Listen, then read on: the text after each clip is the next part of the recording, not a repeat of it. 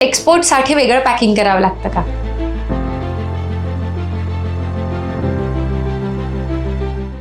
नमस्कार शेतकरी बांधवांनो, एक छोटासा पण महत्वाचा प्रश्न. परदेशात माल पाठवायचा असेल तर आपल्यालाच वेगळ्या पद्धतीचं पॅकिंग करावं लागतं का? उत्तर सरळ आहे, येस. पॅकेजिंग इम्पॉर्टंट आहे, पण ती जबाबदारी एक्सपोर्टर्सची आहे. शेतकऱ्यांनी फक्त क्वालिटीवर लक्ष द्यायचं असतं. आणि जर शेतकरी डायरेक्ट एक्सपोर्ट करणार असतील तर ॲज पर स्टँडर्ड्स त्यांना पण पॅकेजिंग करावी लागणार.